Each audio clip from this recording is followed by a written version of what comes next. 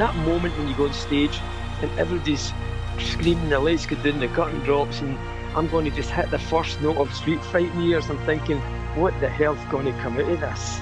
Better be a piano sound, you know what I mean?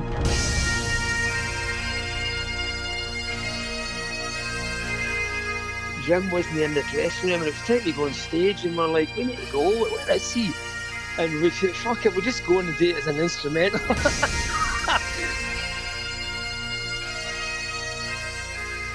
The idea of sitting down in front of a guitar amp with a drummer was like, get to fuck, there's no way am I going to get my ears blasted with this again.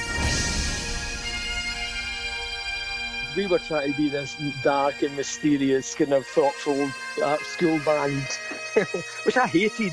I mean, I loved the idea of being ABBA, and I've never admit to liking Elton John or anything like that. Yeah, I don't think he's really done anything. I mean, honestly, Rob, I can't think of any memory of this at all. They really stumped me. Welcome. Today I'm speaking with former keyboard player from Simple Minds, Michael McNeil.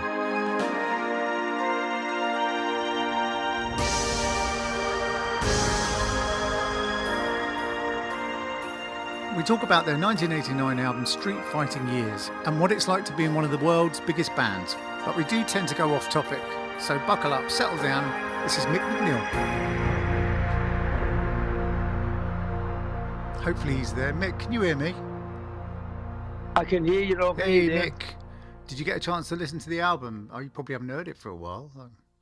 I didn't really, and I kind of slept in this morning, and I was like, I need to put some notes down for this Street Fighting Years, and all I did was write out the track list. Well, let's start with Street Fighting Years. We spoke the other day, didn't we? I listened to that, what was that track you said that inspired Street Fighting Years? Oh, it was a Mannheim Steamroller. Yeah, I listened to it. I listened to the Christmas album, but there's two albums. There's one in 84 and one in 88, the Christmas ones. I listened to the 84 one. Would it be that one? Yeah, it would be the earlier one because it was, I mean, let me see if I can even get the track for you, because I can still hear it in my head, the actual track. I mean, there's some kind of daft bits, like wee synthy things that are really daft. Yeah, I think it's this here when you hear the sort of verse of Bring a Torch. Is it Bring a Torch? Is that the title? There's a wee intro here, right? It's when this bit comes in after this intro. This bit. Oh, yeah, I can hear it.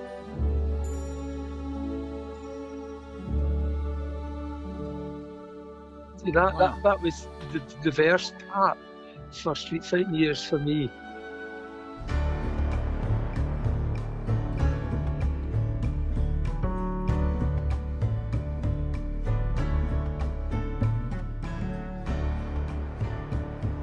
See when it kicks in and the low sub-bassy kind of raspy synthesizer comes in. That was a sound I used an awful lot, even though on that one it's just playing the bass note as a low kind of pad. And it was TX816, which was a whole rack of a synth rack from Yamaha. And the only sound on it that I used, one sound, and I copied it on between two modules because there's 8 modules on this. It's just like having 8 DX7s, and it's off tune one a little bit. And I used it for so many things in Belfast Child, and it's all over that album, and it creates such a great sound instantly. And I remember one of the mixes were in the studio with Trevor. I can't remember what song it was. It's got that on it, and he said, "Let's try and strip this down a bit." And as soon as he moved that, it was like the whole thing there was nothing there worth. There's no way you can take that out. That kind of feeling. It's one of those sounds you can't lose it. When you played the song Street Fighting Years to Steve Lipson when he first got there, was it all the bells and whistles, or was it just like a really simple demo?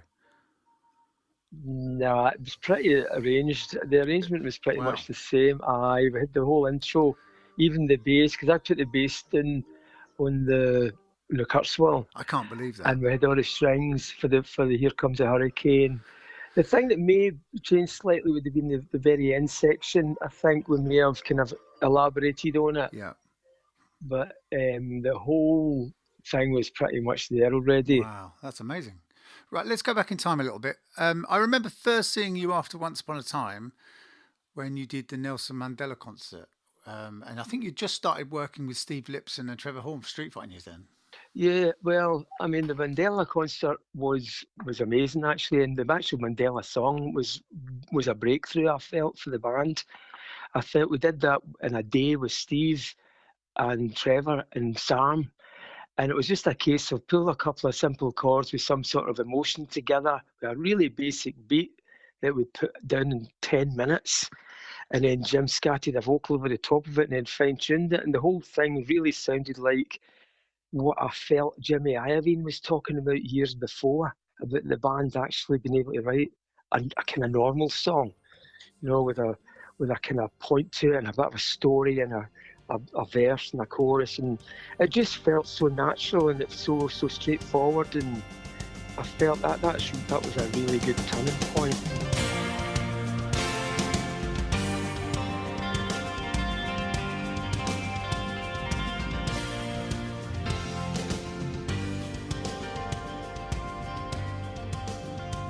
So coupled with that and the Belfast Child thing as well, it just felt that this was a more organic kind of, you know what I mean? It was considering other normal stuff within the song material.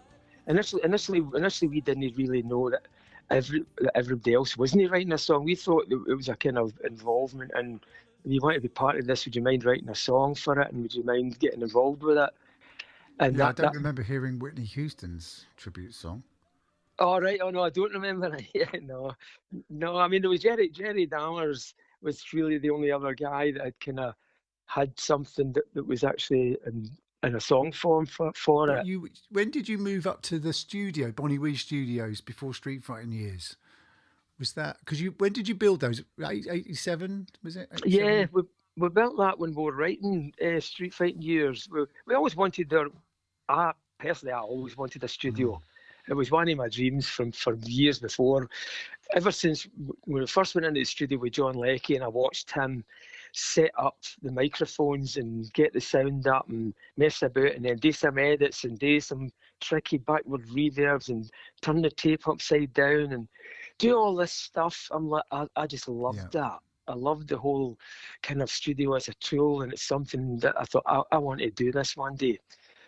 So I'd always been pressing. We need to get our own stuff. We need to never mind spending money on Richard Branson's stuff and feeding all these record companies loads of money. Let's just do our own. And it ultimately took us that long a time really to get financially positioned and time and get a location and do the whole thing. So we found this place and decided to go for our own studio for the next record budget. And obviously, like everything you do in those times, by the time you get the planning permission, by the time you work it with an architect, the whole thing's taken months and months. We ultimately started writing. Well, I started writing on my own house anyway, and I had a whole bunch of ideas there, and with the help of Dougie getting set up with mobile set up. So by the time we actually reached Bonnie Wee Studios, we were quite established with a whole kind of menu of options for some ideas that Charlie and I would then sit down with Jim in the house mainly, because we'd set up in the house because the studio wasn't quite ready yet.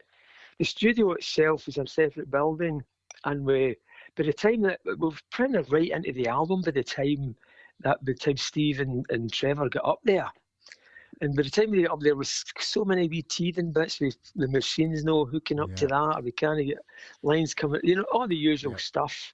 And poor Dougie, being the only guy there, having to take the rap for it all. And on top of that, we bought a new desk with this automation system in it that Steve and Trevor obviously used to working with the top SSL stuff and everything, having 3 or 4 engineers come in and deal with it in the downtime, blah, blah. So we're stuck in the middle of nowhere with a wee Chinese chef who was amazing, making amazing food and kind of getting stoned and being creative and just having a really good time. But the reality was time was ticking on, and you can see as a producer's point of view that this has to reach a certain point. I do remember us thinking, this is bloody taking us a year already. You can just think, when you see the seasons going by, you're looking at the window, and It was snowing last week and the sun's out now. Well, that happens quite a lot. It happens over the weekend up here right now. Another one of my favourite songs from the sessions is Saturday Girl, which is not a really well-known song, but it's a great song. Yeah, I've seen Saturday Girl pop up about in that. I remember us doing Saturday Girl and it not kind of making it. We were always quite vague. We liked the softness of it and the subtlety. You know, it felt really quite sensitive and delicate. And it always felt a little bit like we didn't want to mess this up. Right. You know, that's kind of feeling when you get a bit of track, sometimes you think, let's just throw the whole bloody kitchen sink at it and then start pulling crap away. Was it always a B-side, or was it considered for the album at any point? It was definitely a contender at one point where we felt, wait a minute, we've kind of worked on everything more than we've worked on this. Whether it be the fact that we were a bit delicate about trying to make a mess of it, and we maybe have just ran out of time and we thought, well, it's not going to make it because it's too, you know what I mean, it's too simple, which would have been fine, really, thinking back on it. Was it a productive time when you were at the studio? But it all got a wee bit too kind of technical, and we felt it maybe getting in the way of just us all getting together and sitting and play the bloody thing, kind of thing. Was Mel with you? Was Mel with you then? Not really. No, I mean, Mel, as I touched on, Mel was kind of half in and half out, and we weren't sure where we were actually going with Mel. A lot of the kind of drum aspects that we had done in pre-production were done on a little. Charlie just bought this new, and it was really good actually. It was a Yamaha TX something, a wee drum machine, a RX 12 or something like that. I can't remember the specific model. There may have been a couple of them out, but this was an early one, and it just sounded great. This wee thing, the snare drum actually I remember had a sort of tambourine in the background of it, and everything, and the bass drum was really, really cooking. So all we did was put this through a big enough speaker to make it sound like a real drum, and we got the vibe that we kind of needed without any drummer attitude. Charlie did have quite a lot of gear at that time, and I think I remember he used that on the Year of the Dragon, didn't he? Possibly. I'm not sure even what the Year of the Dragon is.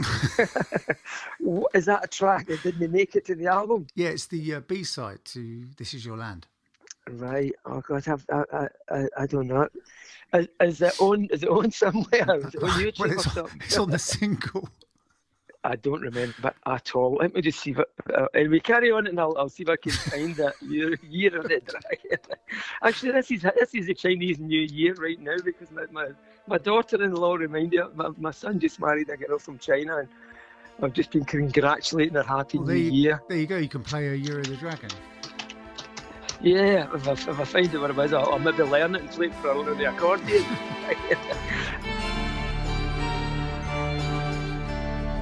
So you're working with Trevor Horn and Stephen Lipson. It was quite a unique way of recording at that time. It was a lot of MIDI, wasn't there? Oh yeah, the whole thing was MIDI. There was MIDI all over the place. I mean, we'd just come into the world of MIDI, didn't we? And MIDI was God. So do you remember any tracks that were basic live backing tracks? It was Kick It In, wasn't it? Was Kick It In? I thought I read that. No, Kick It In as well was another. My recollection of Kick It In was I put the drum part together from another drum machine thing with these samples that I had on a Casio. It's a Casio sampler. I'll try this as an alternative to the Akai. And this really shitty, awful drum tom-tom Philip thing.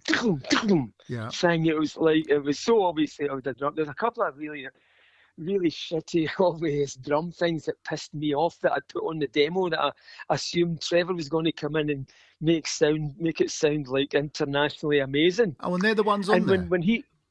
They're still on there. Right. And I remember having a bit of a battle with Trevor, particularly about the snare drum thing that was on Let It All Come Down. I'm like, surely you can't be serious.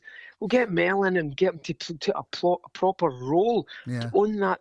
That's me trying to program a snare roll with 50,000 bloody MIDI notes running tight together. You know what I mean? It sounds like a fart. You know, it's like... And it was the same with the Kick It In drum fill. Yeah. And I'm like, what's that doing in there? And we like that. It's kind of catchy. It's a unique sound. That's the film. Like, it's a pathetic attempt at me trying to program a drum. That's what it is. Don't let the demons in. So you're in the house. Yeah. Do you remember what the first song was was it Street Fighting Years?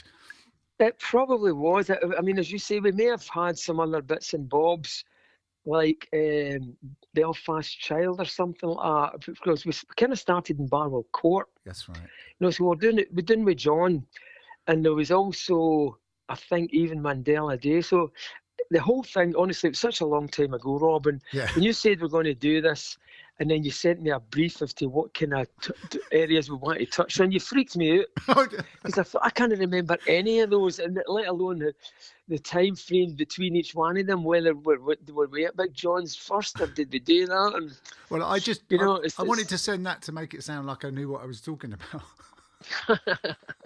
Well, you nearly scared me away, that's for sure. So when you came to playing all the songs and all those sounds from Street Fighting Years live, you must have had loads of layers, did you? We had a big guy, big Dougie Cowan, who's an amazing techie sound guy. I loved the guy. Unfortunately, he's passed away a few years ago. But he would be able to get me really comfortably happy that I know if Dougie's sorted it and plugged it all in, I'll go in there and soon that moment when you go on stage and everybody's screaming, the lights go down, the curtain drops, and I'm going to just hit the first note of Street Fighting Years. I'm thinking, what the hell's going to come out of this? Oh no! It better be a piano sound. You know what I mean? Was there any time when it wasn't a piano sound? Not really. There was a few times where I had a stupid little MIDI patching box. I had, if I wanted to trigger the Jupiter 8, I wanted to trigger something else, I had a patching system, and a certain colour of light used to just change the patch for me. Right. So when I thought I'm going to be hitting nice strings here, and comes some harmonica or something like that. I mean, Stevie Wonder coming in. Was that the little grey box that you used to have on top of your keyboard? You used to have, it was, and I got it at a place called Psycho, where I actually bought the Kurzweil. Do you know a shop called Psycho in London? It was Psycho Systems, and it was a really fancy. That's the one. And you didn't go in there with anything less than 20 grand and come out with nothing. You know, there'd be no change in your pocket. And that's just when you're window shopping. But I suppose you do need the gear, though, don't you? I mean, there's no getting around that. You do need the gear. I thought it helped made us grow as a band. I thought it grew as a sound. It grew us into the stadium sound that we ultimately became. And funny, I'm going through some old videotapes that I'd taken over the years, and I come across this one with this guy. He was a singer in a band called The Call, Michael Bean. Have you heard of them? Yep. They did a tour with us in America, and he comes up. I'm behind all my gear. It was a gig. I think it was in the Radio City Music Hall, and it was one. It's kind of near the end of the tour, and we're dead pally. Charlie and I got on amazing with Michael, and we used to go downstairs and get a joint and all that. Anyway, he's coming up, and we're coming in to do our sound check. They're finishing their sound check, and I've got the camera right at his face, and he comes up and says to me, "Hey, Mick, what you got all this gear for? You know, can't you play?" And I'm like, "Well, it's just to get the sound, Michael. I need to get the big sound." I'm trying to explain it to him. And later on in the show, when they were ending their show, we decided to kind of nip quietly on stage behind the curtain and start playing the last song with them. You know, and I can't remember exactly what the last song was, but it was obviously, I had full on MIDI. Everything was absolutely blaring. And Michael's face when he turned round and heard his own stuff sounding massive, you know, it was like, oh, right, maybe I know why you got all that here, Mick.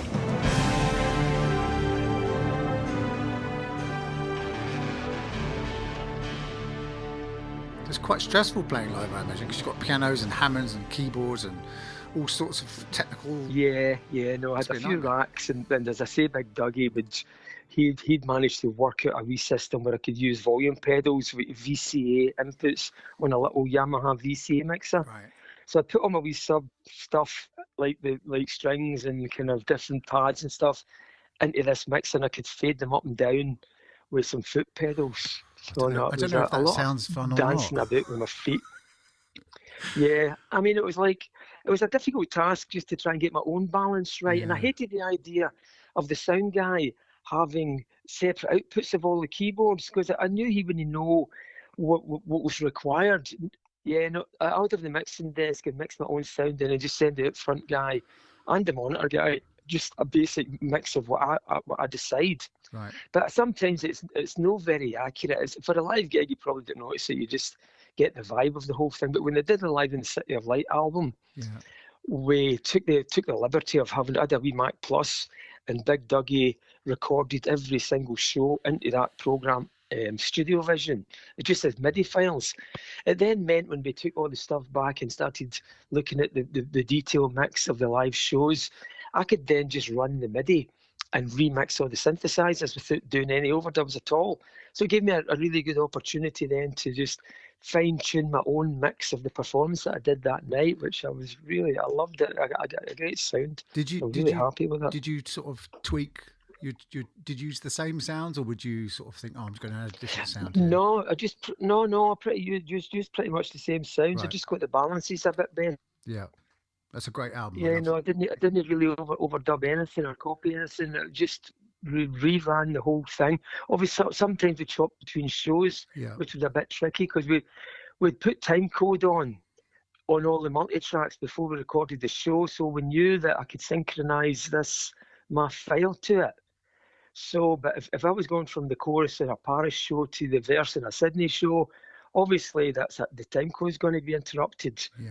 So we had to then restripe the tapes every time we decided on the final arrangement of what show went together on every track.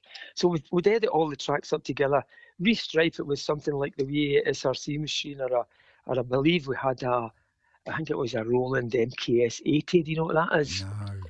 It's a really cool device, which was, I mean, at the time it was quite a complicated wee thing because you could map out tempos and stuff, and that's what I was going to talk about with Belfast Child and Let It All Come Down.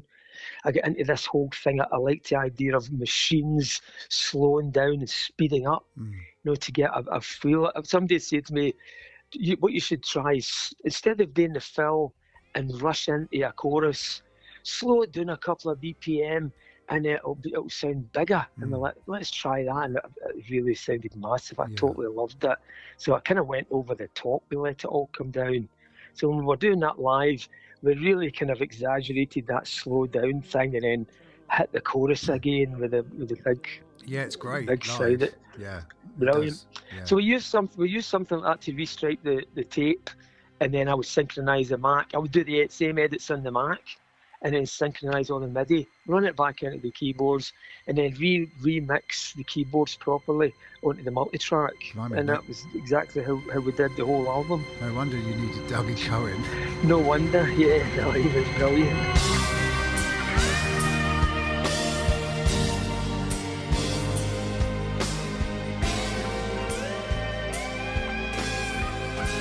And I remember going into a room once, and we were in a studio in New York, and the Rolling Stones were in the next studio with Steve Lillywhite. And Dougie was sat down beside Mick Jagger watching Dallas on the telly. And I'm like, bloody hell, there's a picture I'd love to catch. And Jagger gets up and goes to the kettle and says to Dougie, "Want a cup of tea, Dougie?" And he's like, no thanks. And it was amazing.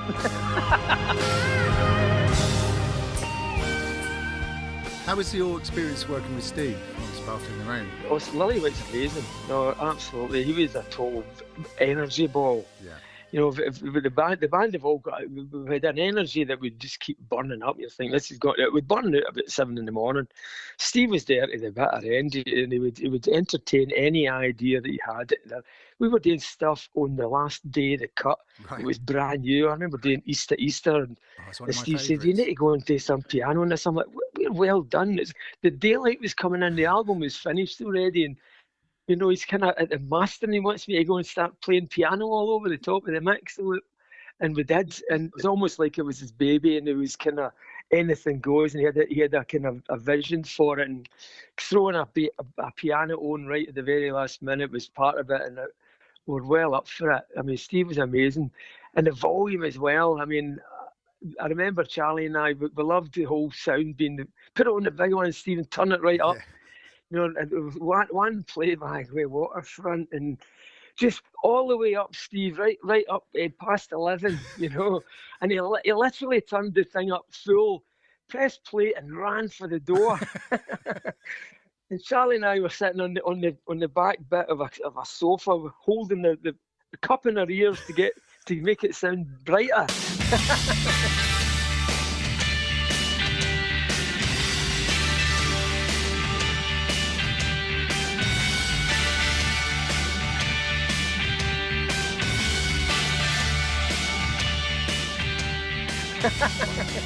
I don't know where we got to Street Fighting Years. I mean, I'm just looking at the track list here. This Is Your Land. Oh, yeah. That was one with Lou Reed on it, wasn't it? Yeah.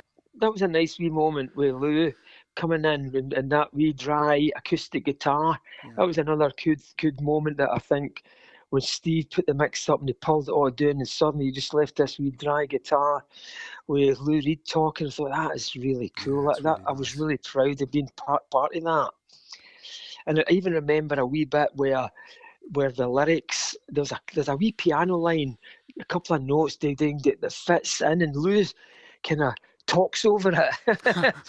And I say to Steve, can you not move that vocal just a beat later or 2 beats later, just so you can?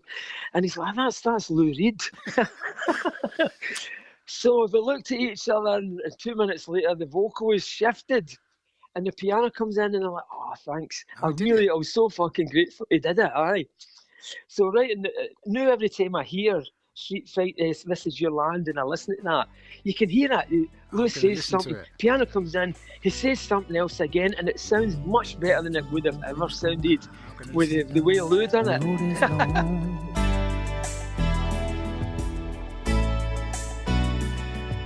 And when you walk away, the hope is gone. Tell me what is right, what is wrong. Is this the way it was planned? And this is your land. Even just hearing those little bits there, the way Steve had his own little, it was a compact computer that he synchronised up to the multi-track. They brought the machines there. I don't think we bought the machines. We never had them in the studio. I think Trevor took them up from Sam. Right. Yeah, it would have, because we'd have also taken them over to the house we heard in Glenshriven. But even just listening to that Year of the Dragon thing where I heard that lovely little arpeggiated thing, Steve could be so amazing and very, very quickly put something that's running on his computer on MIDI and suddenly present it to the band and have it blended in with the track and sounds like it was always there. I mean, things in This Is Your Land and a few other things like when we did the Prince cover, one of the last things we did, I really thought that was a turning point for the band musically when we did that. And I thought the throwing in samples and the whole feel of it and what Steve did, I was like, this is absolutely amazing. There was a whole Prince thing to it, but we did put a kind of Simple Minds sound all over it. And I think that even that, I thought as a songwriting direction, using samples and getting really more into a kind of Steve Lipson, Trevor Horn production style sound really excited me. This is prior to me deciding that I'm just going to go. But I really kept getting this Jim and Charlie back to basics, rock guitar, Mick and Keith, rock and roll, jeans, and it was going in the opposite way of thinking that I thought that we were heading, and that I wasn't even prepared to even entertain that. The idea of sitting down in front of a guitar amp with a drummer was like, get to fuck. There was no way am I going to get my ears blasted with this again. I was wanting to go, let's fine tune this and make this magic. So what happened after that then? Was Jim and Charlie not as into it as you were then? Well, it was just clear that Jim had another agenda, and it looked like it was all going down the rock guitar road, right? And that just definitely. Plus the fact that it was the timing was quite bad, in as much as that we had quite a lot of time in our hands because we'd cancelled our American leg of the Street Fighting Years tour, and then suddenly Jim wants to go back over because we'd recorded bits and bobs in Amsterdam, really just because we couldn't come back into the country, to be honest with you. And he was saying, let's just go back in bed doing in Amsterdam and starting the next writing for the next album. And I'm still halfway, I've still got a brain halfway through street fighting years and still thinking, we've not even finished touring this bloody thing yet. And the direction to me is as clear as a bell. Steve's got an amazing sound and Sign of the Times. And, you know, what are you talking about guitar and bloody, you know, Rolling Stones for? You know what I mean? It's like we're going back into the dinosaur age. At the end of the period, I was really hoping that's the direction that we were heading. But it just didn't look like that was coming out of Jim. I've heard Steve Lipson talk about the Amsterdam sessions. He said he loved them. He said they were great fun. Yeah. We all know what's in Amsterdam. My recollection of getting home actually was because I'd always had a bit of hash or a bit of grass floating about my person. And I always remember Frank Gallagher, who was our sound guy in America, used to say, hide the stuff in your wash bag socks. Then it won't smell it. Your socks will be so bad. So I'd actually cleared my bag because I knew I was flying directly from Amsterdam into Glasgow, and I thought, there's a good chance they're going to stop me at the customs here. Okay. And when they pulled us in, when we take the baggage that's coming off and we go through the customs, the guy said to us all, if you don't mind, just put your bag across opposite you in the opposite seat. And then this dog comes pounding in, wagging its tail and yelping at my bag. I'm thinking, oh shit, I must have left something in there. No, I'm trying to along and pretend it's not my bag. I take it they didn't find anything. Guy, well, no, but the way the guy, it was a Glasgow guy who was the customs guy, and he was so friendly and so nice. He recognised me, obviously, and he was a big fan of the band. And as he was meticulously going through every detail in my bag, going into the dirty socks bag, unravelling the socks, you know, and he's still talking about the last album and what you're doing next, Mick, and knowing fine well, if he finds anything in here, he's going to jail me. Oh, it's really quite an eye-opener.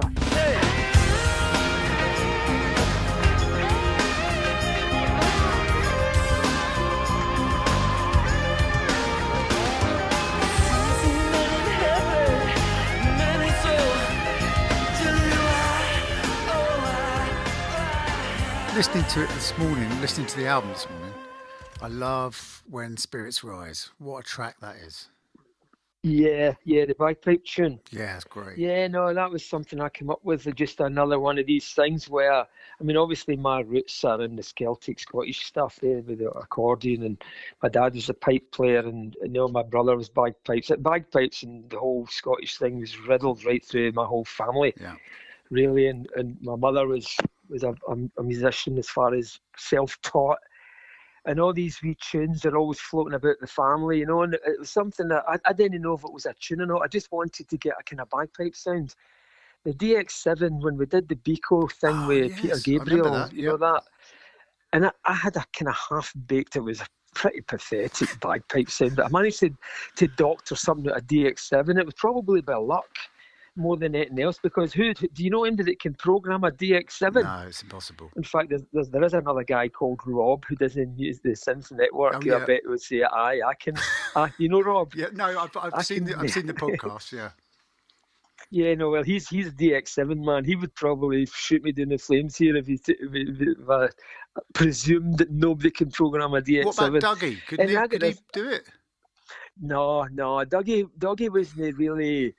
He wouldn't bother with that. It would be like, don't waste my time. That'd be pathetic for Dougie, you know. He wouldn't even have a conversation about that.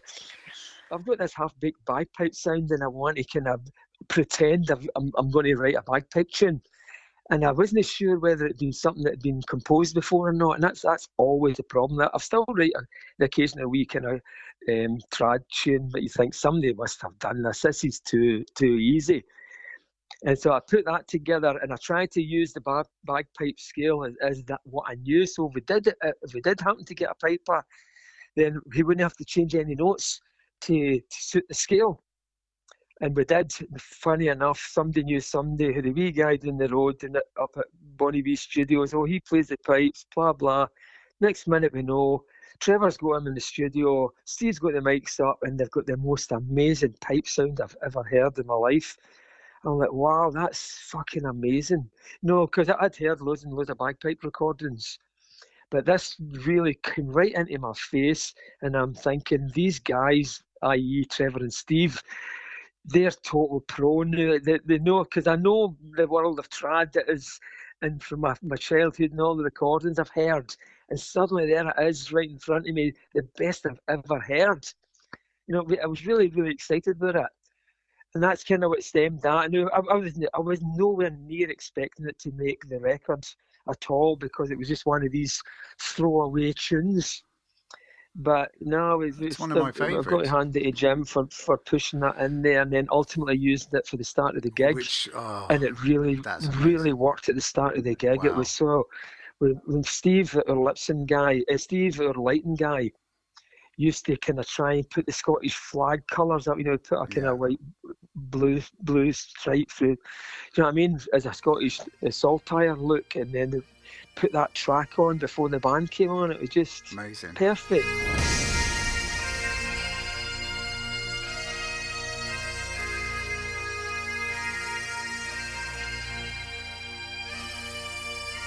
So you'd had a number one in America with Don't You Forget About Me, but when Belfast Child came out, that went straight in the UK, number one.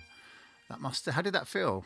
We knew we had Virgin behind us quite a lot, and in fact Bruce insisted that we all go down and help pack the boxes, which is quite well documented. Yeah. All the band turning up at that wee place that they had, the first place Virgin had a wee place in a wee lane. It was all very, very home-baked company. It was really, really, really cool in comparison to what we'd seen with Virgin, with Arista, and the big fancy, Park Lane offices and all that stuff. Virgin were really, really cool. And so we kind of got to know individuals quite personally. We just turned up and started helping pack boxes that were going into trucks, to hit the shops for the weekend sale, to look at, obviously the chart position comes in, I think, the following Tuesday. And you would get that information now Tuesday, early Wednesday, to make Top of the Pops on the Thursday. We'd already done a video assuming that we're going to get into the top 10 anyway, and you come straight into the top 10. I think if you can't get the show, they'll show you a video. So we knew we were going to get the video on kind of anyway. Whether going straight to number one, we didn't really know that. Anyway, I'm back in Glasgow. Excuse me, and I'm lying in bed upstairs. It was kind of with my wife, lying late snooze, looking at the chart countdown. Now, we didn't know the chart position, and it's gone through the top 10, and I'm thinking, all right, okay, we're on the top 10, we're on the top 5, it's going 5, 4, 3, surely no, surely we made the top. I'm just assuming we never made the top 10. Oh, no. Do you know what I mean? It's like, I'm like, this is not, we've just fucked up again. That was a waste of time doing packing boxes. And then the next minute, it's like it's number one, and the show, they start showing clips of the video and all that, and I just couldn't believe it. It was like, wow, straight to number one. Fantastic. So that was my recollection of actually getting to number one. I'm still lying in my bed eating sort of eggs Florentine or something like that. Because was it different than when Don't You Forget About Me went to number one? Well, it wasn't as much as that when Don't You Forget Me came number one. Me and that same wife, because I've since left that wife, my current wife, number two. She hates me saying that, but I'm going to say it anyway.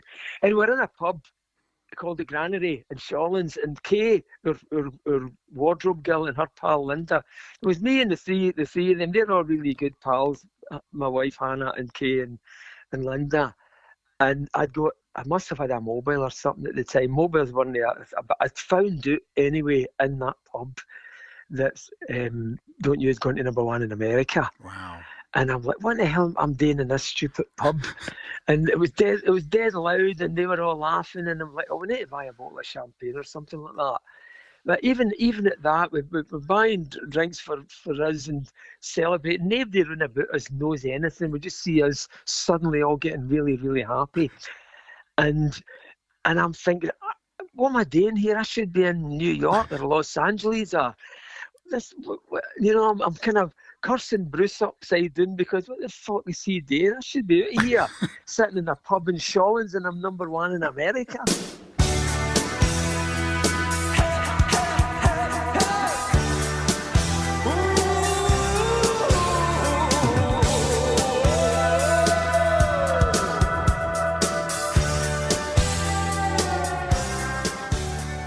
So when you left the band, I mean, I can't imagine what it's like to crave those huge gigs. It must be quite addictive. Yeah, as a buzz, as like a drug. It is exactly like, you know, you feel like you need that. And it was the no question about it. Obviously, when you walk on and the bigger they got, to me, I didn't really differentiate too much between a tiny club, and I still don't. I still get the same feeling of anxiety and nervousness in front. I go up and play at the old folks every Sunday afternoon up here in the care home, and I practice on a Saturday so that I don't make a fool of myself. They don't care. Well, they think I've just played this tune for the first time. I could be playing the same song every 20 minutes. And they'll think I've just done it for the first time. That's a nice thing to do, though. Yeah.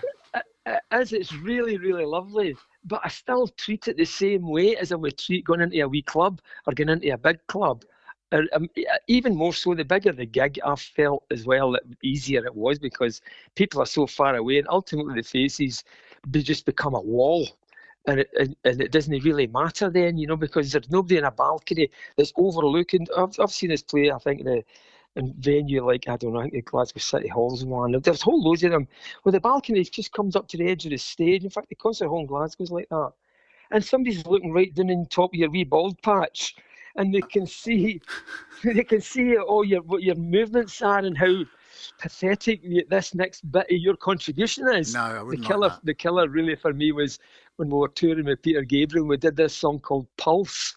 It was like one of the early stuff, and my parts didn't, you know what I mean, like this. And we're halfway through the sound check doing it, and I turned around and Peter Gabriel was stood behind me. And I was so affronted, thinking, shit, he can see what I'm doing here. This is so sad, you know. I really didn't want us to. I wanted us to drop that song off the set because of how pathetic my part was. I mean, that was really just Derek hitting the doom. Oh, that's a great bass line, yeah. Yeah, no, it's brilliant. The whole feel of the thing was, and I didn't know what to put in it. You know, it's like one of these things what the hell could I put in? We always had a wee line for the chorus. It was a bit kind of Gary Newman-y. You know, all that stuff. And it was all kind of a bit musical. But you've got to stop that and see what else would it need. And this, and I can't for the life of me think, where the hell did that come from?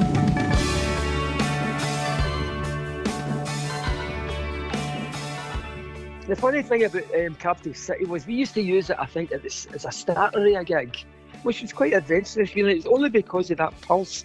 Boom, ba-doom, ba-doom, ba-doom. And I remember one time somewhere, Jim wasn't in the dressing room, and it was time to go on stage, and we're like, we need to go. Where is he? And it was in Germany. And we said, fuck it, we'll just go on and do it as an instrumental.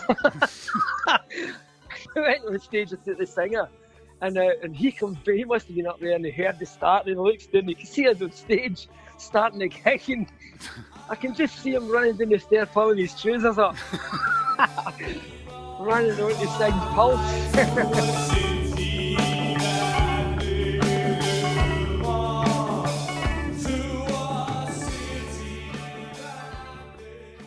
And what did Stuart Copeland do then? Yeah, I don't think he really done anything. I mean, I can't remember. I remember him came up separately at different times, and now whether or not it was clear what they were doing, it wasn't clear to me. Are we looking for a drummer here? Are we looking for a drum session guy? Are we looking for somebody to do drums? You know, that was all, I didn't know what the hell we were looking at. Stuart comes up and he's unmistakable Stuart Copeland. The snare, the fill, the V-splash, the whole thing was, wow, that is total Stuart. That is Stuart Copeland. Maybe a bit too much like this. He sounds like the Police or something. You know, maybe his identity was so so pronounced. He's amazing. Yeah, he was totally amazing, and it was a really funny guy. We got on really well, but it was just a one day, as I recall. I don't think it went more than a day actually, and Right. I don't recall us using Yes, any isn't of it? it. Yeah, he's And lovely. anyway, the other guy comes up, Manu Katsu, who we knew, kind of Peter Gabriel based, really technical. He was the man of the Amazing. now, he was on everything. Yeah. The top session guy. The only thing I'm thinking, what should he get? And it was really, what's his bill going to be like? But anyway, he's playing away, and it sounds like, it sounds kind of weird, but everything they done, I'm like, what, is he going to play a beat? Everything sounded like a sound check to me. He never hit a single beat on a quarter note anywhere. Like it was almost like a really jazzy sound check. He still did. Wow. I wasn't sure whether he's actually doing a pattern or still creating the sound, the drum sound. So that I don't know where any of that worked either. So none of it worked for me. But you were saying the other day that Belfast Child didn't have a drummer on it. Is that right? Yeah, we did it really basic. We did it initially with just the accordion, a vocal, and acoustic guitar, where we sat down, ran through the song, and that was it. We kept that, and it meant we ran the whole song with that. But then we started adding drums to it later. But because we didn't want to go time shifting and time stretching anything, we thought the map of the original performance, we want to keep that and retain that. Right. So the task then became, how do we synchronise, because there's no drummer, and I kind of put together a Boran rhythm that was going to work over it, the dum dum dum dum dum, and with quite a good kind of big sound. And Steve done an amazing number on getting the sound, and he would get the big downbeat. The whole thing was totally programmed. Nobody played anything on that. And we ran the time code down the track, and we used that Roland MKS 80, which I'm quite positive it was, over it. And then it meant that you had to change all the bars. Now, back then, if you run the whole thing, you thought, right, I've got the pattern running nearly quite right. A few bars here and there, it doesn't sit very comfortable. But if you change something in bar, like as soon as the beat comes in, the first couple of bars, the whole song's out for there on out. Right. You know what I mean? You couldn't work at any specific point, and you had to start at that point and work your way through note for note and beat by beat until you got to the end. And by that point, the way that works in your brain, you're thinking you don't know what's right or not anymore, because you're making it right in your head because you're bored to your skull trying to program this thing.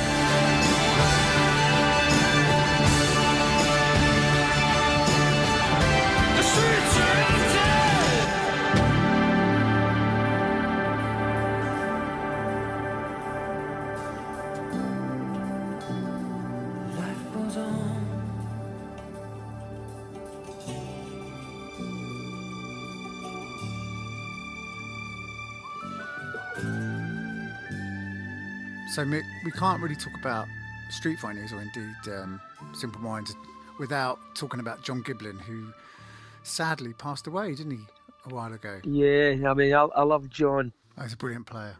It was fantastic. I mean, there's a few things I remember when John and Mel would play certain things when we're jamming about, and they would lock into this groove, and honest to God, I would be frightened to put a note down because I knew I was going to ruin it. You know, that way when I'm not the best musician in the world, and I know my abilities, and I know where my strengths lie, and my strengths lie in simplicity and how to deliver that simplicity. Whereas when you're hearing these two guys that you know are top session players, and they can just freeze into a groove, and whatever I do here, you know, I'm not going to be like Wally Badow or something like that, or or Stevie Wonder or Herbie Hancock, where they would love to just sit in and move right in this. I just couldn't touch the keyboard because I knew I was going to fuck it right up. I bet they didn't think that. I bet you. No, I'm sure they didn't. They were just having fun, but it felt just good that they're having fun here, and I'm just going to spoil it. It's like if you're seeing playing football and a couple of professional players are on there, and you're going to run in there and ask them to pass you the ball. You know, you're just going to make an effort at kicking it, and it's going to go out, and it's going to be a throw-in.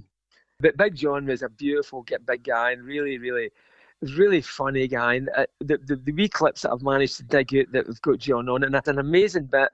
We're in Venice, and as soon as you get to Venice, everybody starts singing just one cornetto, one cornetto, all walking about. Have you heard it's coming for somebody? You knew it'd be one of us of the road crew doing one of these wee quiet streets. You would hear, "Give it to me," Anyway, we're on one of these wee boat taxis making our way over to that beautiful hotel. I think it's Daniele Hotel. And John just bursts into Charlie's face with one cornetto, and he actually sounds like a pretty decent opera singer.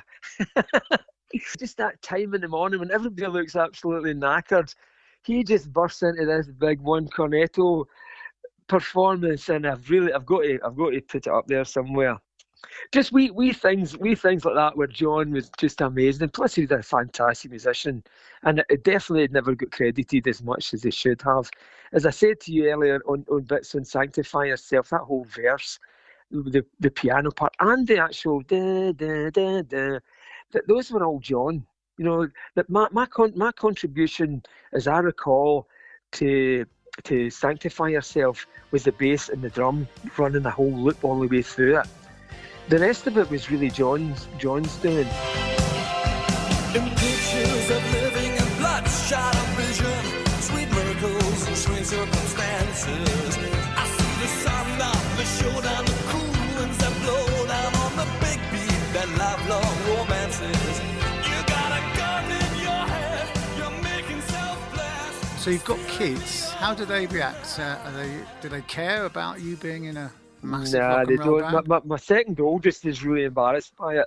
Really? Every time we're out anywhere together, Dad, don't tell him what you used to do.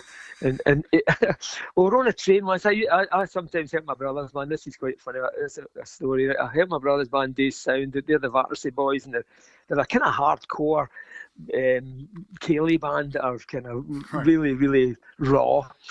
Anyway, we're on this train going up to Inverness because we've done Glasgow and we're playing Inverness the next night. And I've got my son Ben with me, and he's like 20, maybe 28 or something, 26 or something. And there's these drunk guys on it just after Christmas because he's got a big Christmas tree that lights up, and he's really drunk. And there's a whole squad of them, and drunk people on the train. You don't want to be too pally with them too soon because you're going to be stuck with them. Yeah. And plus, people are avoiding him. He's kind of up and down singing and dancing. And I've got my headphones in, and the guy's shouting about, he's singing songs that the Battersea Boys had done the night before, right? And I kind of want to tell him, like, I'm going to the gig as well, even though my son's looking, he's sitting opposite me. Don't say a word, Dad. Please don't open your mouth. Anyway, I couldn't resist that, didn't I? Because the guy comes up to me and goes, "So what are you listening to?" Because he's already playing on a wee Bluetooth speaker of the Battersea Boys stuff, right? And I've got, and I mixed the record, I made the album, yeah. And he says, whatever you've got on your headphones, this is real music, he's pointing at it. This is what it's really all about. Whatever crap you've got on there. And he's a big guy, he looks like ex-military. Right. He would kill me basically, and I couldn't resist it, so I said, "No, listen, mate, that song that you've got on there, I made that. That was me." And he's like, "What are you talking about? You made that?" I said, "No, I produced it. That's my band there." And coincidentally, at the very moment I told him that, where the train was, it was running parallel with a bit of road. I could see the boys' van through the train, because they were driving up with the gear in the van. The Battersea Boys says it all over the van. So I phoned up the van, and I got the band on the phone. And the guys in the train still playing the music, not believing a word that I'm saying. I just handed them the phone and said, "Look, look out the window and you can see the van," and they're waving. The guy was totally stunned, his face was like, "I can't believe I'm talking to this guy," and I'm looking at the band and I'm talking to them on the phone, and my son Ben's going, "I told you, Dad, this is a really bad idea." And then eventually the guy's just raving about that. He's making his way up and down the train, annoying everybody. He goes away down to the bottom of the train, and some other guy tells him, "See that guy you were talking to there? He used to be in Simple Minds. He was a keyboard player." Did he come? So he come pounding back up, and I'm like, oh, for fuck's sake, oh no. And by this point, he's really drunk, and we're still about an hour away from Inverness. No, so we're not going to we can't go anywhere anytime soon. By the time we get to Inverness, him and all his pals are all crowded around me, and my son's just looking at me in total disgust. Thinking, I told you, Dad, I told you. Basically, my whole life is, I've got to be grateful for the fact of what's happened and where I've been. It's paid for everything I've ever had, basically, you know what I mean? So there's no way I can sort of disrespect the source, and I've got to be grateful, which I am totally grateful for the fact of my life, and I've had an amazing life, and it's fed my family, and it's put a roof over our heads, and the whole thing is all just due to being in that band and writing those tunes in those early days. So that was 40 years ago.